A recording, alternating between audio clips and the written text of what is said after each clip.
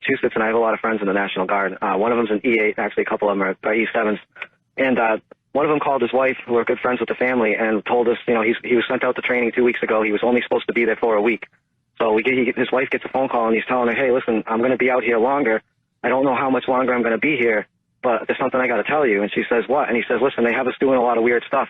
He said, I've been out here training at night, and for the last week we've been doing night training, and he said, basically, quote-unquote training. They have us loading live ordnance into the back of trucks under the complete cover of darkness. They're not allowed to use any flashlights.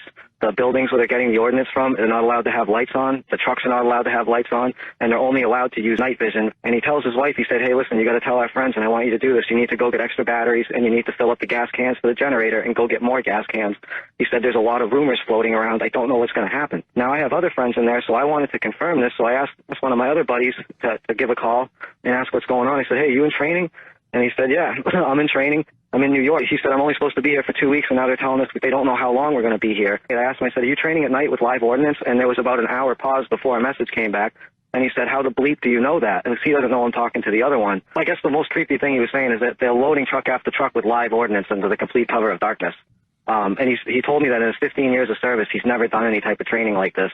And they've never sent them to New York to do this. Usually when the Massachusetts National Guard does their training, they go down to the Bourne base, which is on the Cape, or they go to Fort Devens. So they're over in New York doing this. Now, I don't know if you covered this, but the same week that they're there training, New York television released a public service announcement. It was a video, and it freaked a bunch of people out to the point where the governor had to respond to it, telling people what to do in the event of a nuclear explosion.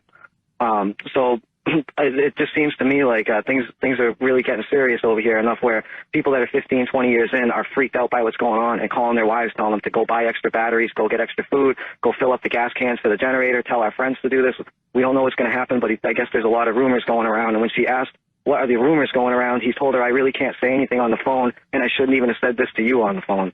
So I just want people to know, if you have friends in the Guard or you're in the Guard, you should be paying attention to what you're doing for training, because I'm pretty sure you're going to be doing this kind of stuff. And I hate to say it, but I really think something's going to happen in New York.